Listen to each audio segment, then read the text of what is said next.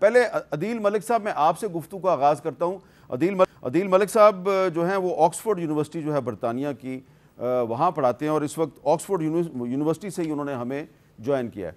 अदील मलिक साहब, आपके आर्टिकल्स जो हैं वो तो हमारे सामने। पहले आप ये बताएं कि ये जो इस वक्त ईरान की हुकूमत जो है, इसके जो रहबर हैं अली ख़ामनई साहब, उन्होंने अमेरिका का जो मुतालबा है अनकंडीशनल सरेंडर का, उसको मुस्तरद कर दिया है। आपको लगता है कि ये जो ईरान की हुकूमत है ये अगले 10 दिन, 15 दिन, महीने, 2 महीने ये सर्वाइव कर जाएगी? देखिए, ये बहुत एक इस पे अनसर्टेनिटी है। जाहिर है कि जो वेस्ट है उसमें भी मुख्तलिफ आवाज़ें आ रही हैं। मैक्रोन ने G7 की मीटिंग में इसकी मुखालफत की है। ब्रिटेन ने भी आज कह दिया कि अगर कोई मिलिट्री एडवेंचर होता है यूएस की तरफ से तो हम उसमें शामिल नहीं होंगे। तो मगरिब में भी इसके ऊपर एक डिवाइडेड स्टांस है, मतलब एक थोड़ी तफरीक है मुख्तलिफ एक्टर्स में। लेकिन इस वक्त कुछ भी हो सकता है। मेरे ख्याल में एक वजह यह है रहबर साहब को ना हटाने की कि उनके आने के बाद क्या हालात होंगे उसके ऊपर कोई क्लैरिटी नहीं है वेस्ट में। मेरे ख्याल में ईरान के लिए जो एक मोमेंट ऑफ रेकनिंग है ये इस वक्त, क्योंकि मेरे ख्याल से एक बहुत बड़ी स्ट्रेटेजिक मिसकैलकुलेशन हुई है ईरान से पिछले 10 सालों में।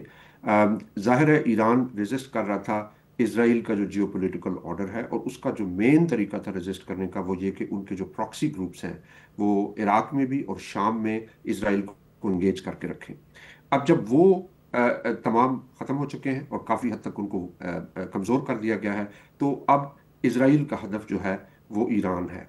अब ईरान इस मखमसे में रहा है कि वो न्यूक्लियर डील भी चाहता था, क्योंकि उनकी मईशत बहुत सफ़र कर रही है। ईरान का जो मुतवसत तबका है वो बहुत शदीद दबाव में है, और उससे जो ईरानियन रजीम है उसके खिलाफ मुख्तलिफ तरह के जज्बात भी उभर रहे हैं। तो ईरान ये ने जो आप ईरानियन रजीम के ख़िलाफ़ जज्बात का जिक्र कर रहे हैं, ये कहाँ पे उभर रहे हैं? जी, ये कि पिछले कोई तकरीबन यानी सड़कों पे तो नहीं है, लेकिन जो उनकी मिडिल क्लास है वो ईरान के अंदर दो तबकात हैं, एक हार्ड लाइनर है, एक वो मसलहत पसंद है। नहीं देखिए जो ना, मसलहत अदील मलिक साहब, हमें तो आप वो बात समझाएं ना जो हमें नज़र आ रही है। तो जी, ईरान में तो मैं हमें अगर लोग आपको सड़कों पे नज़र आ रहे हैं, वो तो इसराइल के ख़िलाफ़ मुजाहरे कर रहे हैं, लेकिन जो जी लोग जी हुकूमत के ख़िलाफ़ मैं मुजाहरे कर रहे आपको हैं वो तो नज़र नहीं आ रहे हमें। जी मैं आपको अगर इसका एक कॉन्टेक्स्ट बता दूं और फिर मैं आपके सवाल की तरफ भी आता हूं कि देखें, ये जो ईरान के अंदर एक रिफ्ट है ना, उसकी वजह से ईरान में एक बड़ा तबका है जो चाहता था कि ईरान की न्यूक्लियर डील हो और ग्लोबल इकोनॉमी में री इंटीग्रेशन हो जाए। लेकिन इसराइल को ये भी कबूल नहीं है कि ईरान की ग्लोबल री इंटीग्रेशन हो, बल्कि मैं ये समझता हूँ एज एन इकोनॉमिस्ट कि ईरान के लिए जितना बड़ा जौहरी ताकत एक थ्रेट है, उतना ही बड़ा थ्रेट है ईरान की री integration into the global economy, कि उससे ईरान को एक स्ट्रेटेजिक स्पेस मिलेगी। तो ईरान की जो स्ट्रेटेजिक मिसकैलकुलेशन है वो ये कि उन्हें जौहरी ताकत बना देनी चाहिए थी। अब ना वो जौहरी ताकत की तरफ जा पाए, ना वो डील कर पाए, और इसराइल उनके जौहरी लेकिन मेरा ताकत बनने सवाल के आपसे ये था है कि क्या और उसके भी खामनई खिलाफ। साहब की जो रजीम है, उनकी हुकूमत जो है वो सर्वाइव करेगी या नहीं करेगी, ये मेरा सवाल था। देखें, ये अब जो है मेरे ख्याल में इतना आसान नहीं उसको रिजीम को उतारना, क्योंकि उनकी सपोर्ट बेस भी है। उसके ईरान के अंदर एक बहुत नेशनलिस्ट सेंटिमेंट है। जो ईरानियन रिजीम को नहीं भी सपोर्ट करते वो नेशनलिस्ट है ईरान के ठीक है, अंदर। अब हम मगरिब चलते हैं में जी अलग समझा जाता उज़ैर यूनुस साहब की तरफ। उज़ैर यूनुस साहब, आप वाशिंगटन डीसी में बैठे हैं। आपकी रिपोर्ट जो है हुडसन इंस्टीट्यूट की, जो कि आपने Michael Kugelman, Cameron Munter, Husain Haqqani, Ann Patterson, Robin Raphel, Sahar Khan और कुछ दीगर लोगों के साथ मिलकर बनाई है, वो रिपोर्ट हमने देखी है। ये बताएंगे जो डोनाल्ड ट्रंप साहब ने मुतालबा किया है अनकंडीशनल सरेंडर का और ईरान ने उसको मुस्तरद कर दिया है, आपको लगता है कि अब डोनाल्ड ट्रंप जो हैं वो इसराइल के साथ मिलकर ईरान पर हमला कर देंगे?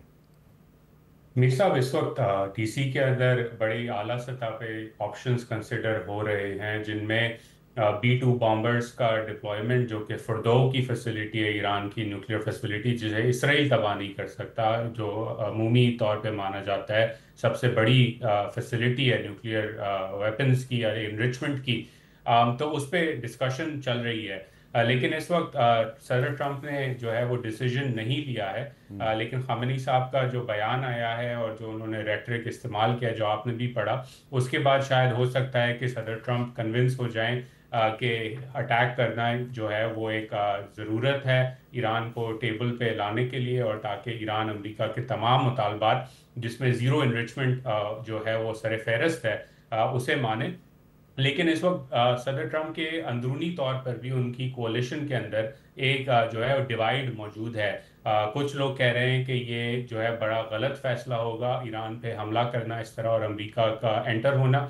और दूसरे लोग हैं सदर ट्रंप के इर्द गिर्द जो कहते हैं कि ये मौका ऐसा है कि पिछले 40 साल में कोई भी सदर ऐसा काम नहीं कर सका। तो इस वक्त जो है वो बॉल सदर ट्रंप के कोर्ट में है और उन्होंने फैसला अभी तक हम नहीं कह सकते हतमी तौर पे किया है। अच्छा, आपको क्या लग रहा है कि ये जो ईरान में इस वक्त जो हुकूमत है ये इजराइल के मुकाबले पे कितनी देर तक मुज़ाहमत करती रहेगी? और आपको लगता है कि ये तो एक दूसरे पे मिसाइलों की बारिश कर रहे हैं, ज़मीनी जंग तो हो नहीं रही, तो इस जंग का नतीजा क्या निकलेगा? इस जंग का नतीजा मीर साहब ये मुझे जो है वो ऑब्वियसली स्पेक्यूलेटिव है बट लेकिन बड़ा अनलाइकली होगा कि सिर्फ एरियल बम्बार्डमेंट से रेजीम कोलैप्स कर जाए। लेकिन उसके साथ साथ रेजीम जो है ईरानी हुकूमत जो है वो कमज़ोर ज़रूर हुई है। उसके एयर डिफेंसेस तबाह हो गए हैं। तेहरान के ऊपर इजरायली जेट्स जो हैं वो रोज़ रात को बमबारी कर रहे हैं और ईरान भी मिसाइल्स फेंक रहा है। लेकिन इसके साथ साथ जो ईरान का ढांचा है रीजनल ढांचा वो पिछले 3 साल में तमाम तौर पे जो है वो इसराइल ने एक के बाद एक करके तबाह कर दिया है। पहले हिजबुल्लाह को कमज़ोर किया, फिर बशार अल असद की हुकूमत चली गई और अब ईरान के ऊपर तेहरान तक हमले हो रहे हैं। तो मुझे लगता है कि रजीम तो शायद ना गिरे लेकिन रजीम या हुकूमत के अंदर जो है वो एक तरह से कमज़ोरी का अंसर बढ़ेगा। और क्योंकि ईरान इस वक्त अपने जो है वो आसमान की प्रोटेक्शन खुद नहीं कर सकता तो कमजोरी का सामना उसे जरूर रहेगा आने वाले हफ्ते, महीनों और सालों के अंदर। अच्छा अदील मलिक साहब, ये जो ईरान की तरफ से मिसाइल बरसाए गए हैं इसराइल पे, तो आपके ख्याल में ये भी मिस कैलकुलेशन नहीं होगी इसराइल की तरफ से कि उनका ये ख्याल था कि उनका जो एयर डिफेंस सिस्टम है वो नाकाबिल तस्खीर है और उसको कोई जो है वो उसको शिकस्त नहीं दे सकता, तो यहाँ पर इसराइल की मिस कैलकुलेशन नहीं हो गई? बिल्कुल, इसराइल की भी मिस कैलकुलेशन तो थी और उनको अंदाज़ा नहीं था कि इस हद तक ईरान जो है वो रेजिस्ट करने की पोजीशन में होगा। अब ईरान के पास कुछ और भी कार्ड्स हैं। वो स्ट्रेट ऑफ हॉर्मुज में शिपिंग लेन्स को क्लोज कर सकता है। आज जो आलमी तजारत के लिए जो तेल की तरसील होती है उसकी इंश्योरेंस में और फ्रेट का रेट्स में काफ़ी इजाफा हो रहा है। तो ईरान के पास कुछ ऐसे कार्ड्स हैं कि जो अमेरिका की इंस्टॉलेशंस को, ऑयल इंस्टॉलेशंस को जो खलीजी ममालिक में, उनको अटैक कर सकता है। तो यही सारी चीज़ें जो हैं वो डिस्कस की जा रही हैं। लेकिन अल्टीमेटली जो रजीम चेंज है वो इतना आसान अमल नहीं है, ख़ास तौर पे इस लिहाज से कि उसकी हुकूमत को गिराना तो आसान होता है लेकिन उसके बाद क्या सिचुएशन डेवलप होगी वो उनको उस तरह से क्लैरिटी नहीं है। और आपने देखा कि इराक के केस में भी जो डायस्पोरा था इराक का वो बड़ा पॉजिटिव था कि भाई आप सद्दाम हुसैन साहब को निकालें तो उसके बाद हम कर लेंगे, लेकिन उनके पास वो लेजिटिमेसी नहीं थी लोकल। ईरानी अवाम जो है उनमें बहुत नेशनलिज्म है। वो अगर अपने लोगों को, अपनी रजीम को अगर क्रिटिसाइज भी करें तो वो ये नहीं चाहते कि इसराइल के असर में हम हमारे यहाँ पे सियासत हो।